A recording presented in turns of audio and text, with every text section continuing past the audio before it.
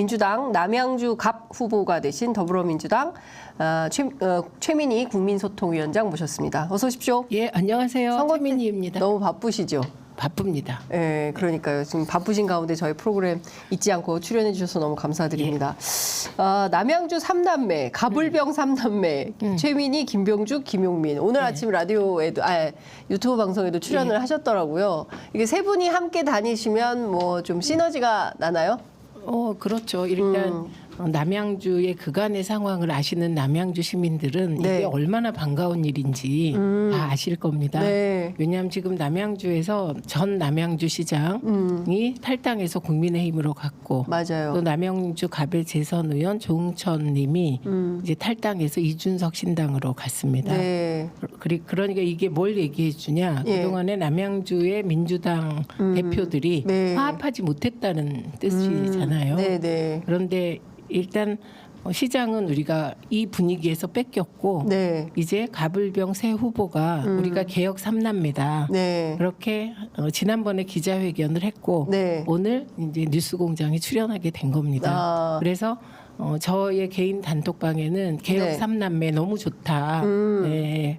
남양주는 너무 좋겠다. 뭐 네. 이런 그 댓글도 달리고 네, 그러고 네. 있습니다. 제가 지지난 총선이죠. 지지난 총선 현장 취재할 때 그때는 일산 아지매가 세트로 다녔어요. 그때 예. 누구죠? 경제부총 국토부 장관 했던 김현미 후보랑 그다음에 그 교육부총리 했던 유은혜 후보. 그러니까 두 분이 막 아까 후보들 간에 그렇게 다니면 어떤 그 세트 플레이 느낌이 나는 것 같습니다. 예. 정권 심판론 기류가 다시 살아나고 있다. 여론조사 지형에서는 나타나는데 실제 현장에서는 좀 어떠세요? 저는 정권 심판론이 파묻혀서 중앙 언론에서 혹은 여론조사로 표출되지 않을 때도 계속해서 이 자리에서 네, 말씀하셨죠. 바닥은 아니다. 네. 바닥은 여전히 윤석열 정권 심판 여론이 높다. 이 말씀을 드렸습니다. 예. 그러니까 저는 없던 게 살아난 게 아니라 예. 여전히 정권 심판론은 민심의 저변을 흐르고 있었는데 중앙 언론에 그것이 중계되지 않았고 보도되지 않았고 네. 그 결과 일시적인 민주당의 공천 갈등이 네. 크게 부각되면서 민주당 지지자들이 여론조사에 응답하지 않은 결과였지 않나 싶습니다. 그래서 네. 저는 예. 일관되게 이 말씀을 드려왔고 네. 이게 집에서도 저희 남자 사람 친구 같이 사는 제가 가장 존경하는 예. 남친이 예. 굉장히 걱정을 했습니다. 그 여론조사 추이 때문에 2월 달에 정말 여론조사 추이가 네. 나빴잖아요. 네. 근데 그때 물론 이제 뭐 제 친구들 중에 그런 친구가 많았고 그때마다 제가 확신하면서 네. 아마 지금 대한민국의 바닥을 나처럼 새벽부터 밤까지 뛰는 사람이 없는데 네. 바닥 민심은 전혀 그렇지 않다. 민주당 공천 갈등에 대해서는 걱정하고 염려하는 것이지 네. 그것에 대해서는 아직 잘 됐다 잘못됐다 판단하고 있지 않더라 이런 얘기를 한 적이 있어요. 네. 그런데 다시 3월 들어서면서 양쪽의 공천이 끝났잖아요. 네. 그러니까 오히려 국민의힘의 조용한 공천의 후유증에 대해서 얘기하는 기사들이 올라오잖아요. 네. 그래서 우리 집에 남자 사람 친구를 포함한 많은 분들이 네. 되게 안심하고 네. 그런 상황이죠. 그러니까요. 근데 어쨌든 지금 말씀 주신 대로 사실은 여론조사 지표에서도 이 심판 기류는 계속 바뀌지 않고 계속 이제 지속이 됐던 것이고 일단은 물가가 너무 고물가고 장바구니 뭐 거의 겁나서 장을 보기가 어려운 정도고 그 살기가 너무 어렵잖아요. 공가도 너무 공실 같은 것도 너무 많고 다녀보면요. 그리고 뭐 실업 문제도 그렇고 뭐 이런 등등해서 볼 때 굉장히 지표가 안 좋아서 그런 거 아닌가 싶은데 제가 이것 좀 여쭤볼게요. 예. 지금 중요한 문제 중에 하나가 바로 런종섭, 네. 이종섭 전 국방부 장관의 이제 호주 대사 임명 논란이 계속 크게 이슈가 좀 되고 있는 것 같고 오늘 아침 라디오에 출연한 김경진 동대문 국민의힘 후보의 경우에는 아니 왜 빨리 들어오라고 해라 그 사람 왜 밖에 있냐 이런 얘기를 듣는다고 해요. 그러니까 현장 분위기가 매우 안 좋다 이런 얘기를 하는데 의원님도 다니시면 실제 그런 얘기를 많이 이종섭 관련된 얘기를 많이 들으십니까? 저희는 이상하게 네. 저희 국민의힘 후보가 네. 해병대 전 사령관입니다. 의원님의 맛 상대가 네, 국민의힘 후보가 예. 그러다 보니 이런 얘기를 사람들은 피하죠. 예. 그러나 네. 다들 이 이종섭 문제가 국민의힘에는 악재가 될 것이다 이런 인식 다 가지고 있고요. 네. 근데 공공연하게 막 후보들 앞에서 얘기하고 이런 상황이 아닌 이상한 상황입니다. 네, 그러나 의외로 예. 아니 그러니까 속으로는 네. 그 바로 앞에서 이게 사실은 최수근 상병 네. 정말 어이없는 죽음이잖아요. 그러니까요. 지휘 체계가 잘못되고 잘못된 지휘로 인하여 벌어진 일인데 그거 그냥 잘못됐다고 인정하고 책임자를 처벌해야 되는데 네. 이 정부의 특징은 책임자 처벌이 없습니다. 그래서 민주당이 얘기한 이채 양명주, 네. 뭐 이태원 참사, 네. 그리고 최수근 상병, 네. 억울한 죽음, 예. 그다음에 양평 고속도로, 예. 그다음에 디올백. 디올백도 지금 슬그머니 사라지려고 그렇죠. 사라지게 하려고 하잖아요. 네. 그다음에 주가 조작. 네, 그래서 이 5가지 부분에 어느 하나도 누구 하나 책임진 사람이 없잖아요. 네, 그래서 이 부분을 끈질기게 물고 늘어지고 있는데 민주당이 네. 예. 그건 총선 이후에 반드시 심판하게 될 것이다. 네. 예. 그런데 우리 지역은 그 특수성으로 인하여 예. 공공연하게 예. 이제 주로 후보들이 같이 가기도 하고 따로 만나기도 하는데 네. 그 얘기를 왜냐하면 후보들은 같이 다닐 때가 있잖아요. 네, 뭐 네, 행사에 네. 같이 예, 나오고 예, 만약에 제가 개인적으로 나갈 때는 뭐 이런 엉망 정권이 어디 있냐 정말 못 살겠다 이런 분위기가 많고요. 네. 그런데 콕 찍어서 이종섭 장관. 그 런종섭 장관권에 예. 대해서는 예. 잘 말하지 않는 독특한 분위기입니다. 아, 그렇구나. 이제 왜냐하면 후보가 또 해병대 전직 사령관이기 때문에 아예 그 문제는 얘기를 안 한다 이런 네, 분위기구나. 네. 근데 이거 좀 여쭤볼게요. 공수처에서는 출국 자체를 우리는 허락한 적이 없다라고 얘기를 하고 있고 반대로 대통령실에서는 공수처가 허락해서 나간 거고 심지어 대통령실 안보실장이라는 분은 직접 SBS 텔레비전에 출연을 해서 공수처를 직격을 합니다. 공수처에서 지난 6개월간 출국 금지만 해놓고 불러서 조사도 한 번 안 해놓고 이게 오히려 문제지 기본권을 침해했다 이런 표현까지 쓰거든요. 그런데 사실 송영길 전 대표 민주당 대표의 경우에는 프랑스 파리에서 수업하고 있는데 이분 빨리 오라 그래서 무조건 귀국해서 출국 금지 당한 상태에서 굉장히 오랜 시간 동안 네. 조사가 없어서 왜 나를 안 부르냐 그래서 검찰청 앞에 가서 시위도 하고 막 그러셨잖아요. 예, 그러니까 이게 좀 상당히 상반되는 상황 아닙니까? 이 정부의 특징입니다. 그게 기준이 달라요. 그러니까 자기 편에 대해선 자기들만의 아주 그 후한 기준. 네. 상대에 대해서는 사실 송영길 대표에 대한 그런 그러니까 입국하게 해놓고 검찰에서 조사를 안 한 이 상황 모욕적인 상황이잖아요. 네. 그런 상황은 당연한 것으로 여기는 전형적인 이중잣대의 후한무치한 상황인데요. 네, 예. 그런 말이. 그러니까 저는 이 정부가 보면 바이든 날리면 때도 그냥 실수가 있었다 허허 죄송하다 이러고 넘어가면 될 걸 네. 날리면이다 뭐 이렇게 왜곡해서 말하면서 사태를 덮으려고 하다 더 키우잖아요. 이거 네. 똑같은 상황이라고 봅니다. 저는 살다가 네. 대통령실하고 법무부하고 공수처가 이렇게 다른 입장을 이게 뭐 확인하기가 어려운 사안도 아니잖아요. 그렇죠. 예. 다른 입장을 내고 싸우는 건 처음 봅니다. 예, 그러니까 수사기관인 공수처를 대통령실이 예, 공개적으로 비난하고. 비난하면서 뭐 하고 있는 거냐라고 힐난을 하는 상황인 그 거고 목표도 보세요. 왜 그 말을 했냐? 자기 편 이종섭 지키기 위해서. 지키기잖아요. 예. 그 자기 편을 지키기 위해서는 네. 뭐 무슨 일이든 서슴지 않는 그런 이상한 정부가 들어섰다. 예, 이런 생각이고요. 그다음에 이건 이제 또 하나의 포인트가 네. 그럼 과연 국민의힘은 런종섭에 대해서 어떻게 처리할 것인가예요. 네. 예. 그런데 아까 김경진 후보 얘기했지만 김경진 후보뿐만이 아닙니다. 네, 네. 예, 예를 들면 나경원 의원 그렇습니다. 같은 그 선대위원장이죠. 얘기했고요. 한동훈 위원장 같은 예. 말 했습니다. 예, 예. 그리고 수도권의 거의 모든 후보들이 후보들이 이 얘기를 비슷한 하고 있는 판단이라고. 겁니다. 그러면 과연 이들의 이 말이 대통령실에 의해서 혹은 런종섭에 의해서 실현될 것인가? 저는 실현 안 될 거라고 봅니다. 네. 왜냐하면 지금까지의 입장은 네. 4월 달에 네.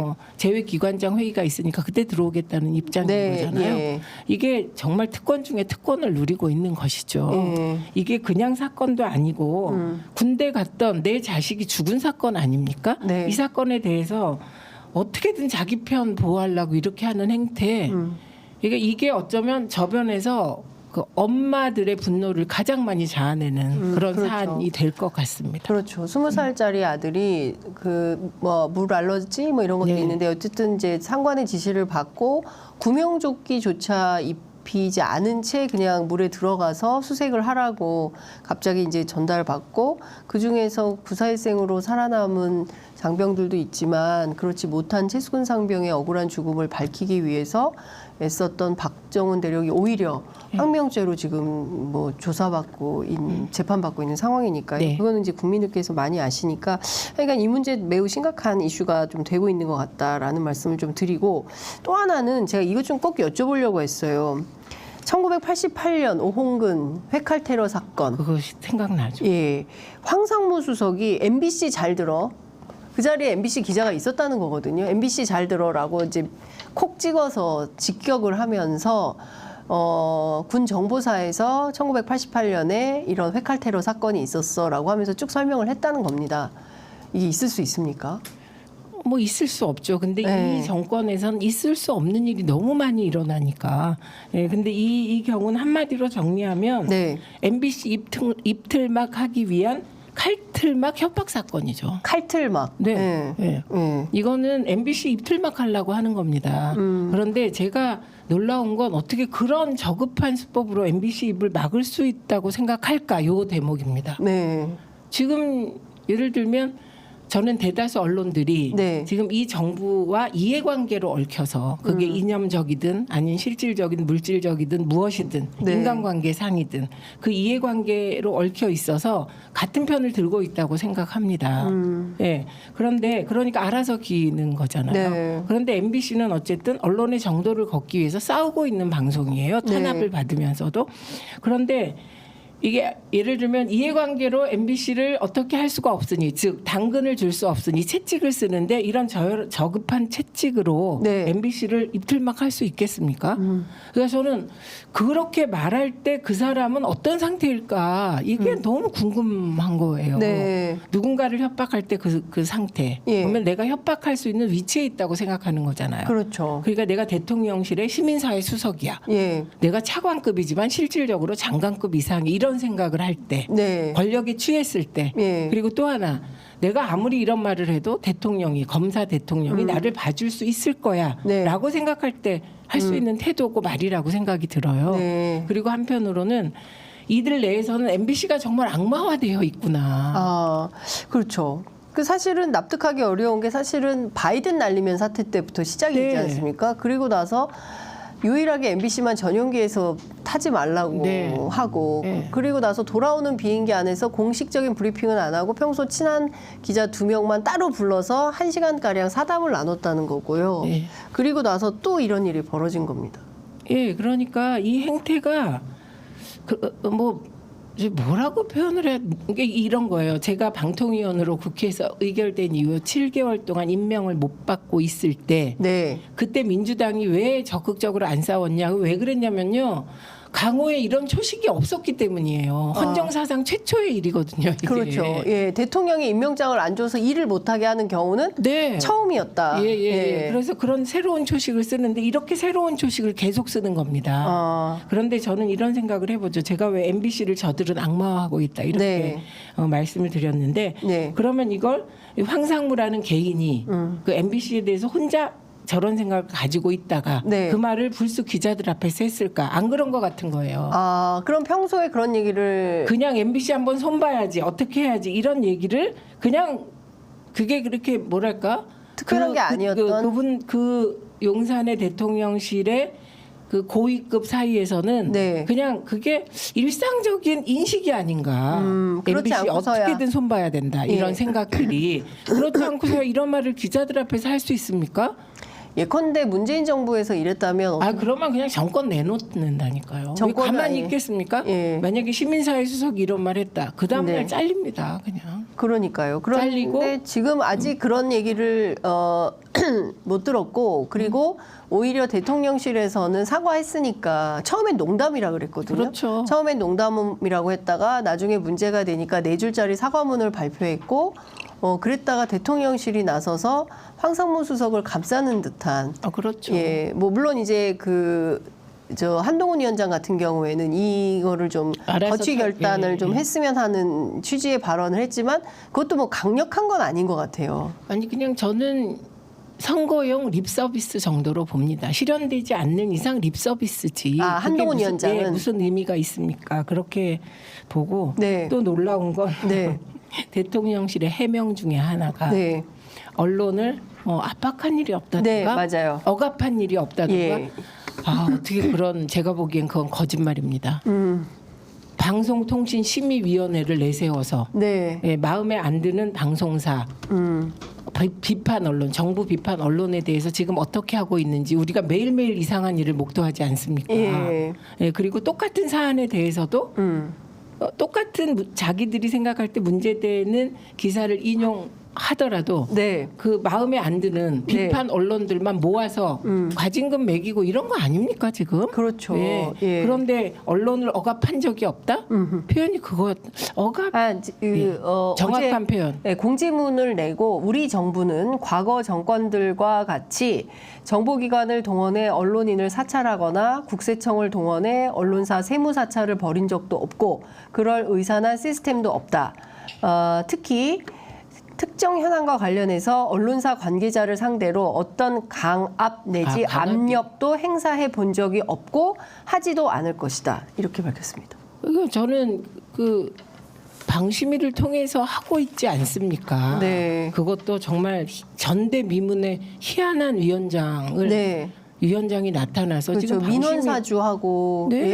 예. 그래 민원사주하고 그게 거의 사실인 것처럼 되어도 네. 그분은 형사적 법적 책임을 지지 않습니다. 네. 그러니까 곳곳에서 제2의 유일임이 등장하는 게 아닌가 네. 이렇게 봅니다. 그러니까 최근에 또 어떤 징계 지금 보면은 저녁 방송 라디오 방송들에 대해서 전반적으로 지금 그 징계 혹은 뭐 징계죠. 징계가 계속 나오고 있는데 그 최근에 보니까 관계자 징계가 또 나왔어요. 예. YTN 라디오 뉴스킹 박지훈입니다. 이 보도가 이 프로그램이 법정 제재를 받았는데 법정 제재 중에서도 강도 높은 게 관계자 징계라면서요.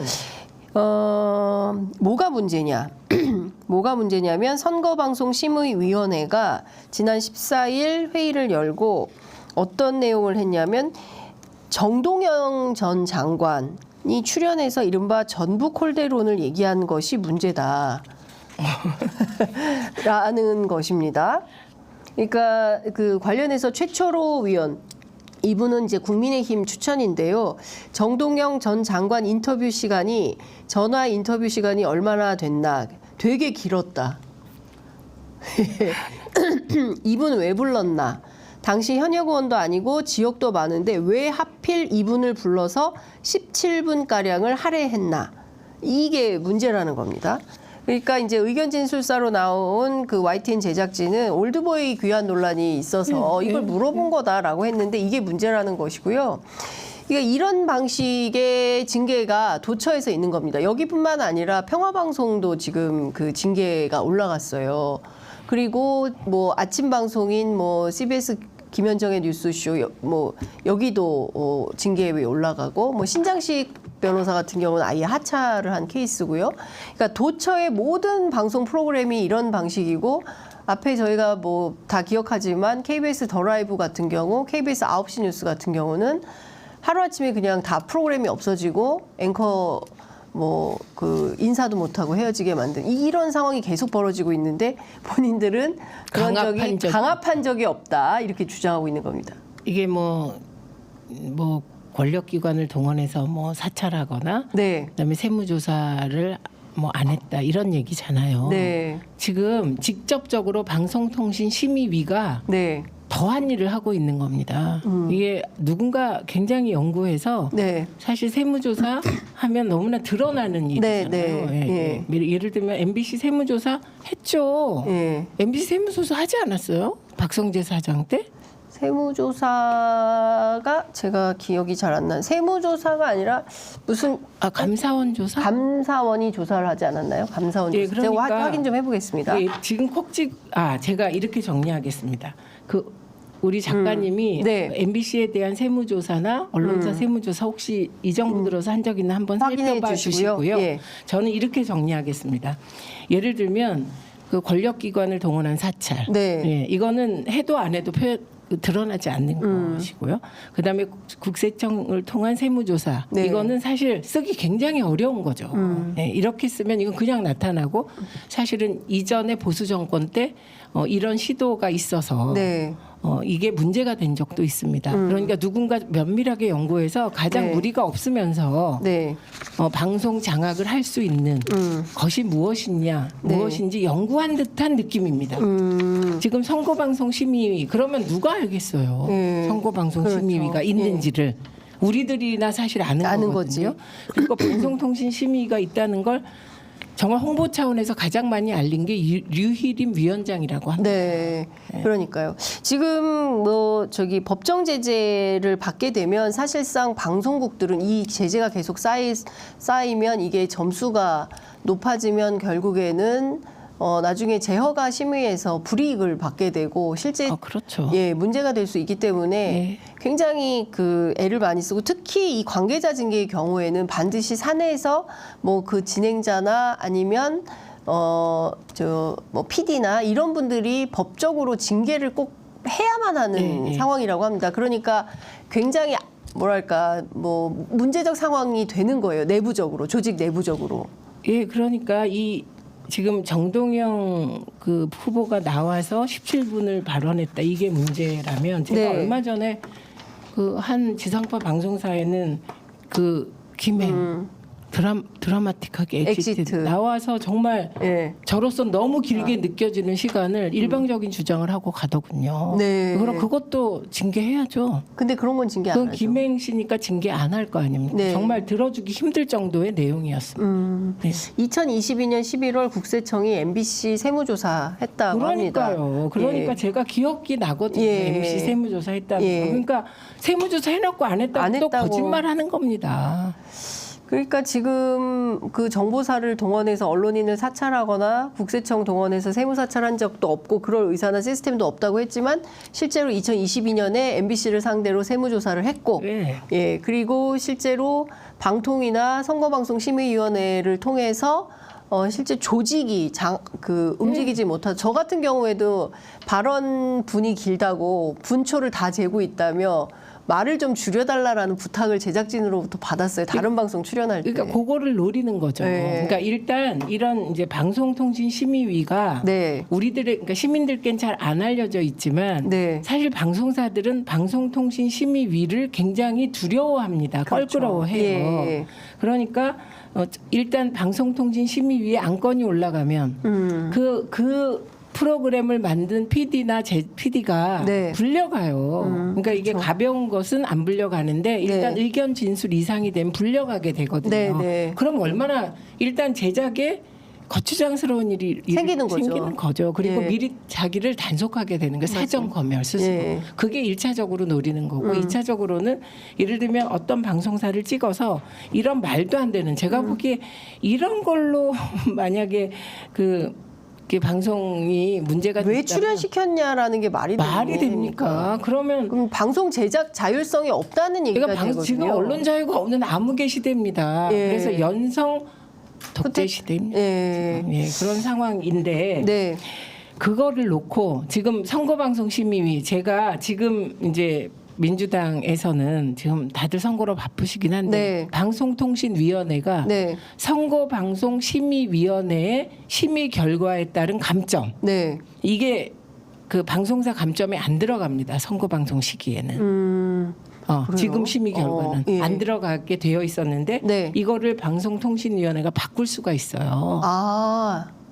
그러면 이것도 감점에 포함시켜가지고 예, 그러면- 벌점을 더 세게 매길 수가 예, 있게 되는 이거는 거네요. 방송통신심의위원회가 절차를 밟아서 해야 되기 때문에 네. 보통은 시간이 걸리는데 네. 이것을 누군가가 또 기획을 그러니까 제가 보기에는 방송 장악 쿠데타를 또 방송통신위원회가 이건 심의위원회가 아니고 네. 그 규칙은 방송통신위원회가 위원회가 정하니까 예. 이거를 정말 감시하고 있어야 됩니다.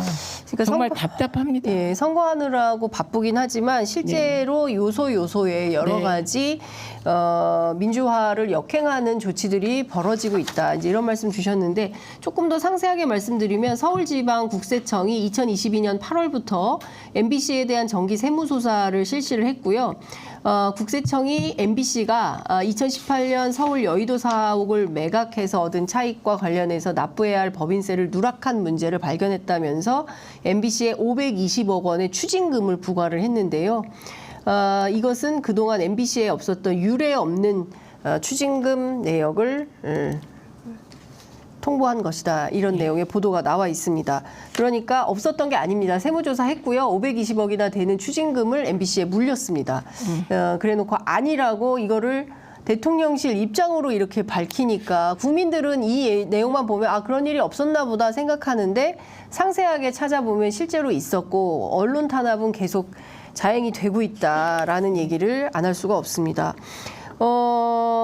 그런데 지금 이게 통상의 범주에서 벗어나는데요. 황상무 수석 같은 경우 이 정도면 사실 선거 복판이니까 사퇴의 책임을 지고 물러나지 않나요? 통상의 문법을 보면.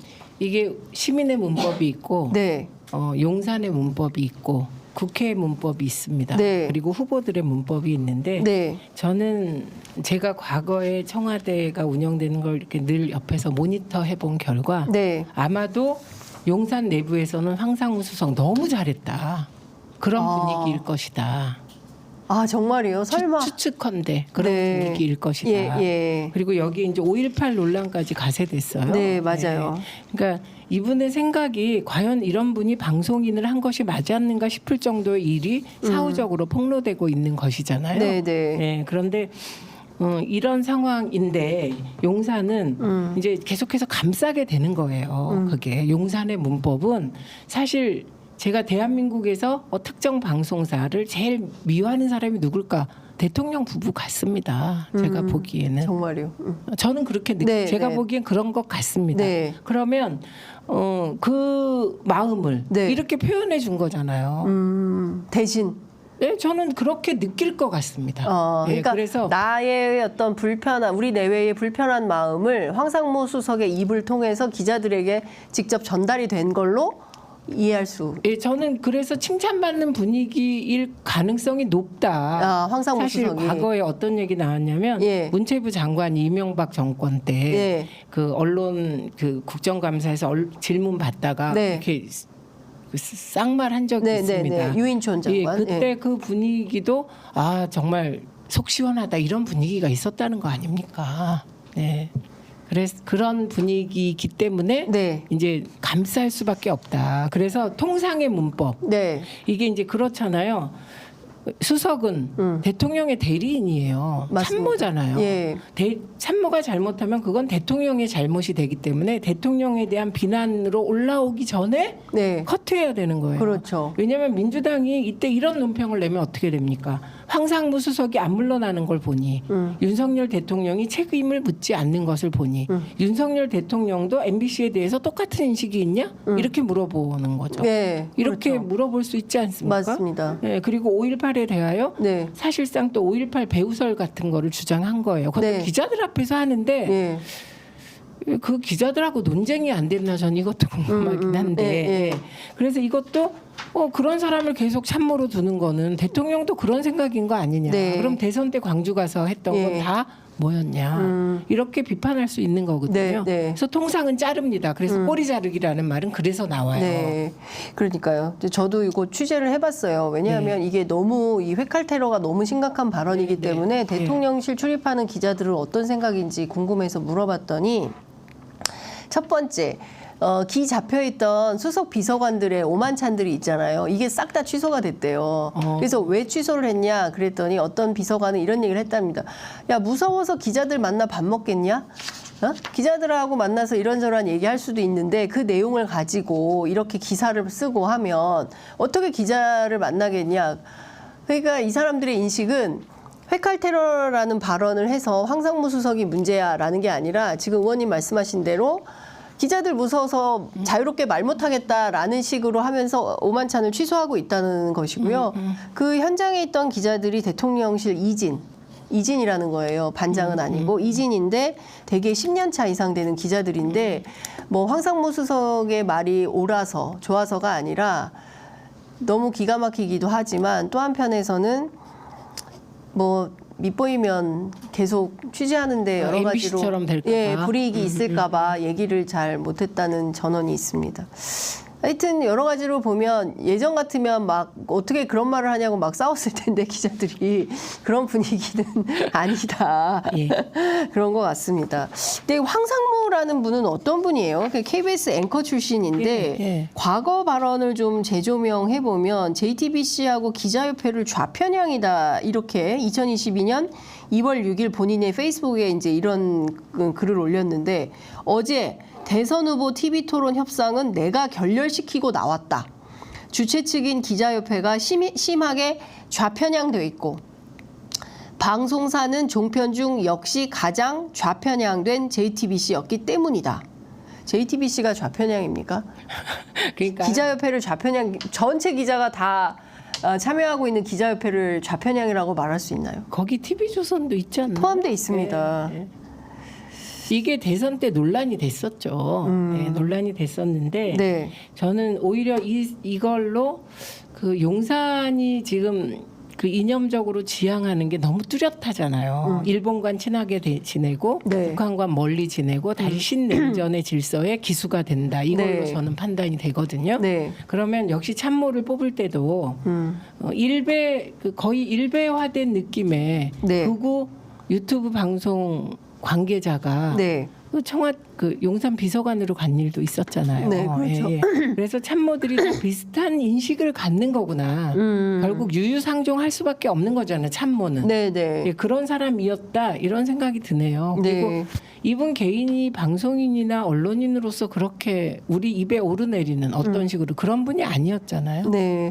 네, 하여튼 지금 이런 와중에도 대통령실에서는 이분을 뭐 경질할 생각은 없어 보여요. 지킬 것으로 봅니다. 그건 아까 말씀을 드렸고. 끝까지 그 맥락으로. 이제 이럴 때 보통은 그 사실 민주당의 선거 결과에 대해서 가장 큰 책임을 져야 될 분은 이재명 대표잖아요. 네, 그러니까 네. 공천을 지도부가 판단하기에 가장 개혁적인 공천을 하려고 애를 쓰는 겁니다. 네, 네. 여러 가지를 고려해서. 네. 그러니까 한동훈 위원장이 가장 지금 애가 타는 상황인 것이거든요. 네. 예, 그리고 지금 공천 논란이 계속되고 있습니다. 네. 논란의 내용이 달라요. 예. 하나는 그 울산의 한 후보 같은 경우는 무슨 변호사인데 형사법적 의혹을 받고 있어요. 네, 네. 예. 그러면 이럴 때 가장 애가 타기 때문에 보통은 적극적으로 나서서 황상무 수석을 물러나게 하죠. 보통은. 네. 그게 선거에 유리하니까. 자. 근데 지금은 그렇게 적극적인 게 아니라 그냥 말 한마디 하고 그만두는 느낌이라서 네. 저는 지킬 것으로 봅니다. 네. 황상무 수석을 용산이. 용산이 황상무를 지킬 것이다. 이렇게 보신다는 거고요. 한동훈 위원장이 오늘 총선 승리는 역사적 책무다. 종북 세력이 들어오면 피해는 국민에게 돌아간다. 바로 그 22대 국회의원 선거 발대식 공천자 대회에서 이런 얘기를 했는데요. 또 하나의 문제적 발언은 또 이런 얘기를 했습니다. 이번 총선에서 지면 윤석열 정부 끝난다. 역사에 죄를 짓는 것이다라고 주장을 했습니다. 한동훈 위원장이 굉장히 절박해진 것 같습니다. 이게 그렇습니다. 두 문제, 이종섭 장관 문제 그리고 또 황상무 이 두 문제도 정리를 해야 된다고 얘기를 했는데 세게 나오네요. 어떻게 보세요? 우선 네. 다급하다는 게 뭘로 표현이 되냐면 네. 다급할 때 이념 논쟁으로 가려고 합니다. 그래서 종북 세력 운운하는데요. 네. 이거는 뭐 대통령의 인식이 그 민주당을 종북 세력으로 본 거 아닙니까?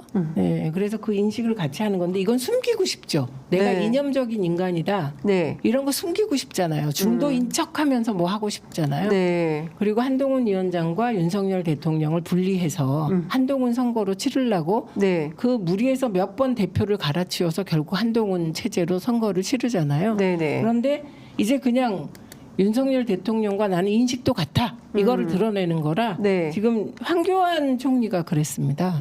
예, 지난 총선 치를 때 결국은 이념 논쟁으로 갔거든요. 그래서 그 회귀하고 있는 다급한 상황이다 이렇게 보고 네. 그 윤석열 정부가 끝장이다. 예, 그런 끝난다. 인식, 끝난다, 예, 끝장이다 이런 인식, 예. 예, 그 인식은 참 윤석열 정부의 3년이 너무 길다고 생각하는 국민들과 또 그 3년을 더 지속하려고 하는 한동훈 위원장의 인식 간의 괴리가 너무 크네요. 네. 그 사실 이제 국민의힘 내부에서도 이 두 가지 이슈를 정리하지 못하면 이번 선거는 폭망이다라는 이제 얘기를 후보자들도 하고 있는 것 같아요. 예, 근데 그것도 네. 그 두 가지를 정리한다 그래서 선거가 그러면 잘 될 거냐? 예. 그런 인식은 아닐 겁니다. 지금 엎친 데 덮친 거니까 덮친 거부터 좀 빼달라 이런 거일 것입니다. 네.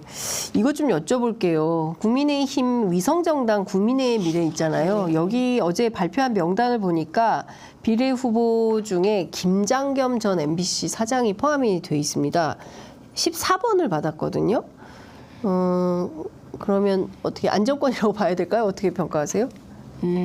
잘 모르겠습니다. 지금은 조국 혁신당이 얼마나 약진하는지 그에 따라서 국민의힘의 비례위성 정당과 더불어민주당의 민주연합 비례정당이 그 숫자가 결정될 것 같아요. 네. 그런데 저는 김장겸 후보 같은 경우는 네. 이진숙 후보와 마찬가지로 방통위원 후보가 이진숙 네, 네. 씨였다고 합니다. 마찬가지로 방송 장악의 상징처럼 되어 있는 분들입니다. 그래서 이런 분들을 이게 지금 국민 여러분들께서 잘 판단해야 되는 게 비례 후보 투표를 잘해야 되는 게 네. 과거에 방송 장악을 했다는 이유로 이게 후배들로부터 지탄받고 네. 방송 장악의 상징처럼 된 사람을 국회로 들여보내겠다. 이게 무슨 뜻이겠습니까? 예, 청와대, 그러니까 용산과 국회가 발맞추어 네. 방송 장악을 더 가열차게 하겠다는 의도로 보이잖아요. 네. 그래서 판단을 잘 하셔야죠. 예, 그리고 이분은 제가 보기엔 우리가 흔히 얘기하는 확신형입니다. 확신형이다. 네. 예. 언론노조가 성명을 냈습니다. 김장겸은 이명박 박근혜 정권 시절 벌어진 참혹했던 언론장악 선봉에 섰던 언론 부역자 명단 첫 줄에 등장하는 자 아니냐, 부당노동행위, 언론 탄압을 자행했던 자 아니냐라고 이제 따져 물었습니다. 이분은 부당 노동은 법적 판단까지 받지 않았습니까? 네. 네, 그런 분입니다. 네. 근데 이런 분을 공당에 국회의원 후보로 추천한다는 것은 국민의힘을 어떤 정당으로 우리가 해석을 해야 될까요? 그러니까 이미 역사적으로 또 지난 과정에서 문제적 인물로 네. 이제 그 사회적인 평가가 끝났음에도 불구하고 다시 소환해서 국회의원 후보로 세운다. 저는 이 예. 그 극우적 보수 일부 네. 혹은 보수가 가지고 있는 인식 중에는 이런 거잖아요. 정청래 후보가 정청래 최고가 운동권이라 네. 운동권을 척결해서 이기기 위하여 네. 좋은 후보를 낸다. 이래서 낸 게 함은경이잖아요. 그러니까요. 운동권 대 운동권 대결. 운동권 대결인데 예. 뭐 제가 보기에는 정청래 후보가 압승할 것으로 봅니다. 예. 왜냐하면 짝퉁 운동, 진짜 운동권으로서 예. 계속 민주주의를 위해 싸운 사람과 예. 어느 순간 변절해서 국민의힘에 네. 간 사람이 이게 게임이 안 되잖아요. 그렇죠. 그런 인식. 그러니까 그 한문경 씨가 그럼 이번에 처음 출마하는 것도 아니잖아요. 네. 그런데 그 지금 이 김장겸 후보처럼 네. 방송 장악의 선봉 그냥 대명사처럼 돼 있습니다. 네. 이 방송 장악의 대명사라고 되어 있는 사람을 네. 국회의원 후보로 그것도 예. 당선권 안에 배치한다는 것 네. 이거는 뻔한 거죠. 방송 장악이 뭐가 나쁘냐. 우리가 하는 방송 장악이 이런 인식에서 나온 거라고 봅니다. 그러니까 진짜 투표 잘하셔야 됩니다. 네, 그러니까 정말 국민들이 어떤 마음으로 투표장에 서느냐에 따라서 달라지는데요. 사실 김장겸 전 사장이 유죄 확정 석 달 만에 사면? 윤석열 대통령이 사면시켜가지고 그러니까 이분도 사실은 김태우 시즌 2 비슷한 네, 게 되는 맞습니다. 거죠. 그러니까 저는 이게 대통령의 사면권 남용이라는 비판도 또 안 나올 수가 없을 것 같아요. 그래서 저는 꼭 이기고 싶고 네. 그 사면권을 제한하는 법안을 발의하고 싶습니다. 통과시키고 싶습니다. 네, 그러니까요. 대통령이 이렇게 이미 사회적 평가가 끝난 인물을 다시 네. 또 불러다가 국회의원에 출마시키고 그리고 국민들한테 평가를 받도록 하고 공당을 또 지지하는 분들이 있을 수 있잖아요. 후보와 관계없이. 이런 측면은 좀 살펴봐야 될 것 같다. 제가 좀 민주당 공천도 좀 여쭤볼게요. 양문석 후보 논란이 계속되고 있고 이재명 대표는 표현의 자유다 그리고 또 국민 판단에 맡기자라는 입장을 밝혔습니다. 이 사안은 좀 어떻게 보십니까? 우선 이런 논란이 없었으면 좋겠습니다. 그러니까요. 저도 방송을 하지만 가끔 내가 과하게 말을 하고 있나 이런 생각을 할 때가 있어요. 글은 더하죠. 네. 그런데 글을 쓸 때와 말을 할 때를 비교하면 글을 쓸 땐 좀 정제되게 그렇죠. 하잖아요. 예. 그래서 우선은 양문석 후보와 관련된 논란이 더 이상 안 나왔으면 좋겠다. 추가 문제된 것들이 네. 언론에 의해서 시비가 안 됐으면 좋겠다. 이런 바람이 있고요. 네. 그리고 이재명 대표가 말씀하신 양문석 후보에 대한 호불호가 다 있을 겁니다. 네. 그러면 이재명 대표가 말한 예를 들면 정치인에 대한 비판 네. 이걸 가지고 공천을 안 줄 수는 없지 않냐 이런 취지잖아요. 네. 그런 식이라면 지금 민주당 내에 노무현 대통령에 대해서 비난한 분들 제가 기억하는 분들도 많이 있습니다. 예, 그래서 이걸 가지고 막 논란을 일으키고 노무현 대통령을 이 또 선거판에 양문석 후보로 인하여 끌어들이는 것은 네. 저는 더 안 했으면 좋겠다. 그래서 지금까지 것으로는 이재명 대표가 이 정도 사안으로는 공천을 유지하겠다는 거잖아요. 네. 그건 존중합니다. 그런데 만약에 앞으로 더 논란이 또 될 새로운 사안들이 나온다면 네. 그때는 또 그걸 보고 판단해야 되겠죠. 이제 걱정되는 건 이게 선거가 막 진행되는 중에 또 누군가가 네. 또 양문석 후보를 타겟화해서 막 하면 그래도 안 나왔으면 좋겠습니다. 파도. 근데 사실 이거 말고도 뭐 2011년인가요? 그 KT로부터 그 룸살롱 접대받은 것도 사실 이미 보도가 나와 있는 상황이거든요. 그러니까 뭐 아니, 망갈 논란도 그 있지만 행동이 네. 적절하다고 할 사람 없을 것 같습니다. 네. 그러나 종합적으로 지도부가 판단해서 네. 여기까지는 그냥 공천 유지로 가겠다라는 판단은 존중합니다. 이건 어떻게 보세요? 그 홍익표 원내대표가 도덕성 검증 소위 과정에서 도덕성 점수가 0점을 줬지만 공관위가 이걸 무시하고 경선 참여를 밀어붙였다. 이게 사실상 그래서 지금 공관위원장 책임론까지도 이명백 위원장 책임론도 제기가 좀 되고 있는 상황인데요. 이 점은 좀 어떻게 보세요? 이거는 일단 도덕성 점수를 0을 줬다는 부분을 네. 이유가 뭔지가 궁금하네요. 0점을 줄 수 있습니까? 근데 0점 받은 분들 많잖아요. 네, 사실. 그러니까. 예. 뭐 네. 이재명 대표도 뭐 누가 0점 받았다. 네, 그러면- 가면 평가 0점. 뭐 이런 분들은 많았던 것 같은데. 예, 그러니까 이 도덕성 점수가 0점이라는 요건 한 부분이잖아요. 네, 네. 후보를 평가하는. 예. 네. 하여튼 이 문제가 계속 논란이 좀 되고 있고 김부겸 상임선대위원장은 양문석 후보의 재검증을 요청하겠다라는 입장을 밝힌 걸로 전해지고 있습니다. 근데 지도부가 계속 언론에서 다른 얘기를 하는 것은 네. 그건 좋은 게 아니죠. 그러니까 지도부끼리 회의를 하고 회의를 단일한 해서, 목소리가 단일한 나와야. 목소리가 나오는 게 맞지 않나 합니다. 이건 그냥 국민들께서 의아하실 것 같은데요. 네. 정봉주 의원 지금 강북 을이 또 뜨거워지고 있는데요. 조수진 노무현 재단 이사 경징을 하게 됐는데 박용진 의원은 광주로 가서 호남표를 지지하고 있고 또 이제 조수진 후보가 이제 그 경북대를 졸업한 부산 출신이다. 이 점을 좀 강조를 하고 있는데 이 경선 결과가 수도권 민심에는 어떤 영향을 미치게 될 걸로 전망하세요? 지금 이 판이 뭐 박용진 의원을 살리라는 분들도 있고 네. 이런데 저는 그분들에겐 이걸 묻고 싶습니다. 그럼 이재명 대표 보고 그 의원 단면 평가에 따라서 하위 10%에 들어갔고 그건 제가 누누이 방송에 나가서 설명했거든요. 네. 그 시기에 왜 하위 10%의 대표를 공개적으로 비난하고 대표의 체포 동의안 가결을 주도한 분들이 어떻게 좋은 평가를 받겠냐 네. 얘기했는데 네. 그랬고 그다음에 경선을 했습니다. 당원 당규에 따라. 근데 박용진 후보를 살리라는 건 대표가 사명권을 발동해서 혹은 비상 대권을 발동해서 특별한 권한을 발동해서 그 시스템을 다 무시하고 살리라는 거잖아요. 그게 민주주의자들이 얘기할 말인가요? 전 그건 아닌 것 같습니다.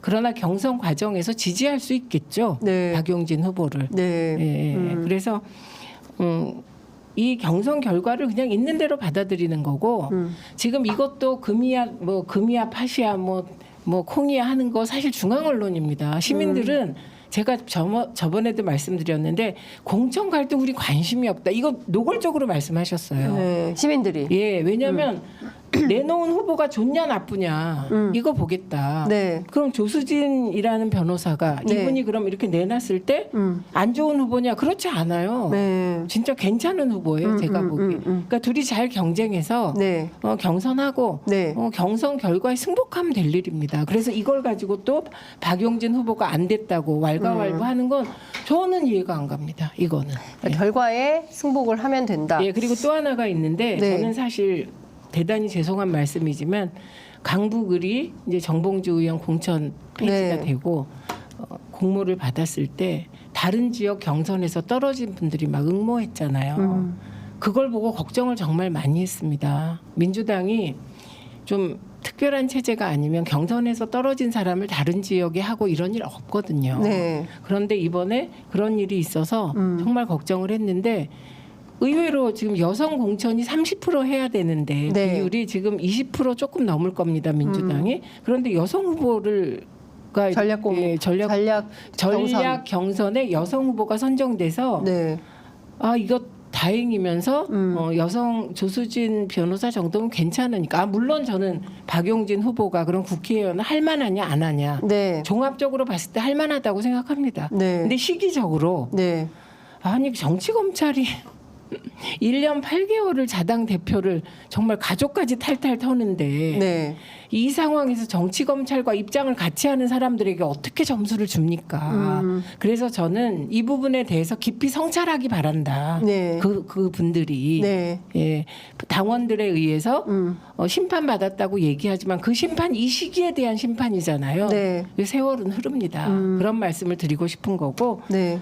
결과가 그러니까 조수진 후보가 괜찮은 후보기 때문에 네. 공천되면 그냥 저는 넘어갈 거라고 봅니다. 이걸 이제 언론이 어떻게 또 꼬투리를 잡을지 모르는 안 통할 거라고 봐요. 그러니까 중앙 언론에서는 이제 끊임없이 이 경선 혹은 또 공천 과정에서의 갈등 문제를 부각시키고 있지만 저변에 흐르는 민심 그리고 당원들 사이에 흐르는 기류는 지난 1년 10개월 동안 윤석열 검찰 정부에서 벌어졌던 수많은 뭐라 그래야 되죠? 그 표적 수사. 예. 이 표적 수사에 대해서 기억을 하고 있고 그때 검찰 편에 섰던 정치인들에 대해서 또 민주당 국회의원들에 대해서 당원들이 좋은 점수를 주진 못할 것이다. 그러니까 시민 일부는 그런 네, 거죠. 시민 왜냐하면 일부. 5대5로 하니까 네. 당원 50%, 시민 50%. 근데 이게 되게 비슷하더라. 네. 흐름이 예, 이런 예. 얘기이고요. 네. 그래서 일단 일반 시민, 전혀 정치에 무관심한 시민들은 공천 갈등에 관심이 없더라. 네. 요거 이제 별개의 얘기인 거죠. 네. 알겠습니다. 한동훈 위원장이 이번 선거 지면 제가 아까 말씀드렸던 것처럼 종북 세력이 나라를 장악하게 될 거다라고 얘기를 했어요. 그러니까 아니, 여기서 종북 세력은 이제 민주당을 이제 직격을 하는 건데요. 최근에 조국 대표가 한동훈 위원장을 향해서 너희들 쫄았지 이렇게 얘기를 해가지고 화제가 되고 있습니다. 그 내용은 뭐냐면 비례대표 승계 못하게 하겠다. 이른바 조국금지법을 하겠다고 했을 때 2019년에 이미 이거 위헌 판결 났다. 그렇죠. 예, 다 결정난 걸 뭐 헌법 공부를 똑바로 해라 이렇게 또 비판을 했는데 실제로 이렇게까지 나오는 상대당을 향해서 종북 세력이라고 아예 대놓고 직격하는 수준까지 간 거면 정말 제가 아까 쫀 거 네, 지금 굉장히 상황 인식이 네. 위중하다 이렇게 인식한 것이다 이렇게 보고 네. 이제 조국 대표가 제가 이렇게 보면 좋은 건 네. 일단 해박해요. 일단 해박해요. 네, 그리고 과거를 잘 기억해요. 예. 비례대표 승계 예. 이게 문제 안 된 적 없거든요. 근데 위헌이에요. 네. 그런데 그 얘기를 다시 하는 한동훈은 똑같이 법대를 나왔는데 왜 이렇게 다른가? 저는 그런 생각이 예, 들고. 들더라고요. 예. 그리고 갑자기 그러면 민주당 정북 세력의 대표 이재명 대표는 왜 만난 겁니까?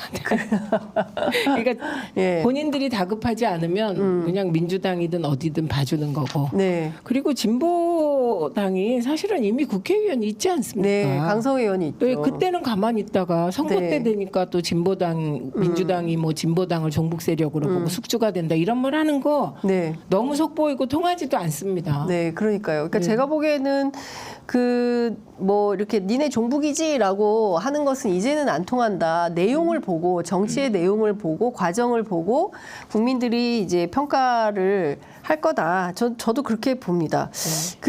이건 어떻게 보세요? 네.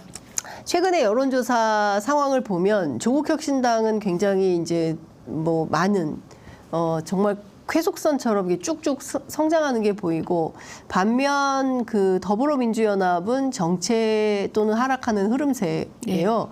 요건 좀 어떻게 민주당 안에서 어떻게 보고 계신지요? 그러니까 비례대표에 관한 한 하락세죠. 네, 근데 이제 그렇죠. 여러분이 여론조사 보실 때 어떤 여론조사는 조국혁신당을 그냥 일반 여론조사 정당 지지에 넣습니다. 그 여론조사에서 대체로 7% 내외가 나와요. 그러면 민주당이 7% 정도가 빠집니다. 근데 이걸 놓고 국민의힘이 훨씬 앞섰다. 이렇게 발표하는 혹은 해석하는 여론조사나 여론조사 전문가는 믿지 마시라. 왜냐하면 그 일반적인 여론조사에 조국혁신당을 넣는 건 이건 지역 판단에 거의. 그렇죠. 근데 지역 안 나옵니다. 네. 예, 그렇고. 그다음에 이 상황을 볼 때 우선 민주당이 반성해야죠. 왜냐하면 조국혁신당이 이렇게 돌풍을 일으키는 이유는 딱 단순합니다. 검찰 독재 심판. 네. 3년이 너무 길다. 네. 윤석열 정부를 어떻게든 종식시키겠다. 네. 이런 국민적 바람을 흡수하고 있기 때문이에요. 네, 그런데 민주당이 이번에 공천 과정에서 드러났지만 민주당은 우리가 흔히 중도 보수 리버럴 네. 뭐 그렇게 얘기하지 않습니까? 네. 그러니까 윤석열 정부의 검사 독재에도 동의하지 않는 분이 많아요. 네. 예. 그러다 보니 이런 잘못된 검사 독재적 행태에 대해서 이게 검찰 유사 독재잖아요. 네. 사실은 네. 정확히 표현하면 저는 검찰 유사 독재 정부다. 네. 예, 이렇게 봐야 되는데 이 정부와 제대로 싸우지 않았다는 반증이에요. 그리고 이재명 대표가 싸우려면 싸울 수 있는 사람인데 대선 이후 내 검찰 수사에 시달릴 때 민주당이 우리가 답답했던 게 어머 자기 정당 대표가 저렇게 표적 수사로 괴롭힘을 당하는데 의원들은 왜 저래? 네. 이 의원들은 왜 저래? 이 심리가 똘똘 뭉쳐서 공천혁명을 일으킨 거거든요. 그래서 민주당이 일단 반성을 해야 된다. 그리고 네. 이번에 제가 이제 유권자들에게 말씀드리고 싶은 것은 중앙 언론이 아무리 흔들어도 네. 이번에 민주당은 현역들이 경선을 통해서 우수수 떨어져 나갔습니다. 네. 그리고 이 경선이 당원들에 의해서만 된 게 아니에요. 저도 경선을 했지만 네. 50%는 시민 선거인단입니다. 여기에 당원들이 당원 아니라고 답하고 네. 뭐 답하는 경우 거의 없습니다. 당원들이 양심적이라 네. 그걸 누가 조직했다면 당원인데 당원 아니라고 답해 이랬다면 그건 정말 잘못된 짓이죠. 그래서 그 심판을 통해서 네. 그렇게 잘못된 행태 싸워야 될 시기에 윤석열 정부와 싸우지 않았던 현역 의원들을 솎아낸 겁니다. 여러분이 지금 한번 의원들 명단 쭉 보세요. 어떤 의원들이 공천을 못 받게 됐는지. 네. 예. 그래서 보시면 민주당은 경선 혁명을 달성했고 그리고 경선 혁명을 했기 때문에 이제 과거의 민주당보다는 네. 이재명 대표의 공천 혁신으로 내세워진 후보들을 보시고 판단해 주시라 이런 말씀 드립니다. 그리고 네. 민주당도 어느 시기에는 선을 그어야 될 시기가 오는 겁니다. 어떤 선? 그게 바로 이재명 대표가 얘기한 우군이 많으면 좋지만 아군이 더 많아야 된다. 아군이 더 많아야 네, 된다. 저는 네. 제가 그래서 이 자리에서 네. 마음은 나는 조국 네. 혁신당을 지지한다. 네, 그러나 네. 난 당인이기 때문에 네. 민주당에도 비례대표도 민주당을 할 것이다. 찍겠다. 예, 예. 찍겠다 이런 예. 얘기를 드렸습니다. 네. 근데 이거는 제 인식 속에 보다 큰 판단이 있는 겁니다. 뭐냐면 이번 총선에서 네. 조국 혁신당이 15석 하는 것보다 네. 민주당이 과반 이상을 하는 게 훨씬 나라에 도움이 된다는 겁니다. 예. 어떤 전략적 판단에서? 예, 예를 예. 들면 지금 국민의힘이 있고 네. 민주당이 있고 네. 이제 다른 정당은 조금 지금 고려 대상이 아니고 네. 조국혁신당이 있으면 네. 조국혁신당은 스스로 얘기하듯이 기폭제 역할은 할 수 있습니다. 네. 기폭제는 기폭제일 뿐이에요. 그것을 예를 들면 윤석열 정권을 심판한다. 이채 양명주 아까 네, 얘기한 네, 이태원 참사에 대한 특검을 한다. 네. 예, 그렇게 했을 때 이채원 참사에 대한 특검법을 발의하고 이끌어 나가는 힘은 다수 야당에게 있는 겁니다. 사실 제일 중요한 게 국회의장 하고 당연하죠. 예, 그다음에 상임위 배분도 굉장히 중요한 거고요. 그리고 그러니까 국회에서 일이 되게 하려면 그렇게 이제 밀고 나갈 때 핵심이 국회의장과 네. 해당 상임위 네. 예, 위원장이거든요. 그러니까 그 예를 들면 15석을 한다고 하면 상임위원장 하나 배분받을까 못 받을 수도 있습니다. 국회의장은 될 수도 교섭단체가 아니잖아요. 20석 이상이어야. 그렇더라도 이제 한 예, 석 예. 주는 경우가 있는데 예. 협상 뭐 예를 과정에서. 들면 중요한 상임위 못 줍니다. 네. 그렇기 때문에 민주당이 과반을 하냐 못하냐 혹은 민주당이 어떤 의석을 얻느냐가 이번 선거에서 가장 중요합니다. 네. 그래서 민주당도 어느 시기 의원들도 당원들께서도 판단을 하셔야 되는 시기가 온다. 전환점이 된다고 봅니다. 네. 그리고 지금은 이재명 대표도 검사 독재 정권으로 규정하고 네. 정말 요새 연설하는 거 보면 저는 대한민국에 두 멋진 남자 지도자가 생겼다. 대중 앞에 드러났다고 봅니다. 두 조국 대표와 이재명 대표가 예. 연설하는 거 보면 정말 이제 좀 희망을 걸어볼 수 있지 않을까 이런 네. 생각이 듭니다. 네. 그래서 저는 이러면 제가 또 뭐 조국 혁신당 지지자들에게 비난을 받겠지만 네.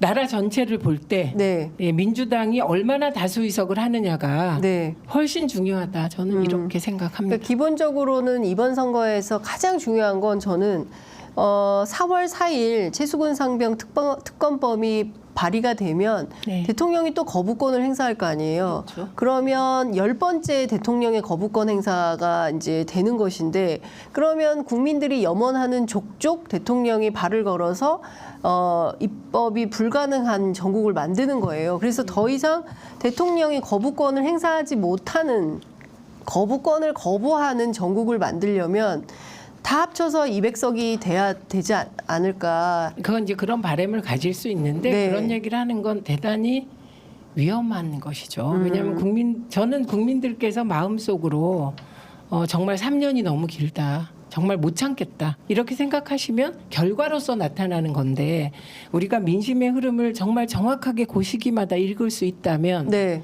그거는 뭐 신이겠죠. 그러니까요. 근데 어쨌든 국민들의 마음 속에는 지금 뭐 물가 문제도 그렇죠. 외교 문제도 그렇죠. 뭐 여러 가지 보면 어떤 것 하나 좋은 점수를 주기 어렵기 때문에 부정평가가 다시 또 상승을 하는 네, 것이고 그리고 긍정평가가 하락하는 거거든요. 네. 그러니까 사실 저는 국민들이 분노하는 얘기를 이렇게 들어보면 연령대마다 다르지만 네. 공통으로 분노하는 게 사과가 여전히 4,000원인 거예요. 아니 비축 물량 어디다 풀었냐고요. 대통령 어제 그 풀었다고 하나로마트 했잖아요. 가셨던데. 예. 그런데 제가 어제 마석장을 돌았습니다. 네. 근데 저는 이제 사과를 안 좋아하는데 사과가 체질에 맞다 그래서 아프면 사과를 먹으라고. 그런데 진짜 사과를 먹으면 몸이 좋아지더라고요. 정말요? 그래서 실험 겸. 어. 근데 사과를 사러 갔는데 네. 예전에는 한 5개에 10,000원 하던 게 네.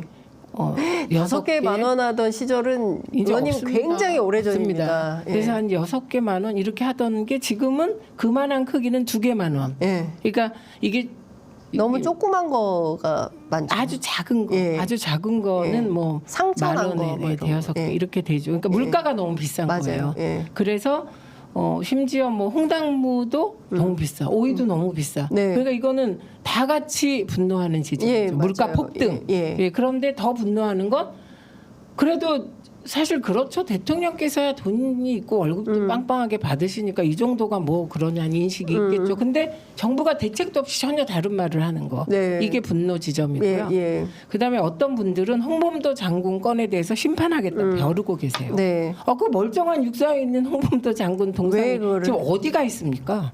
그러니까요. 예, 우리 홍범도 장군은 어디가 계신 건가?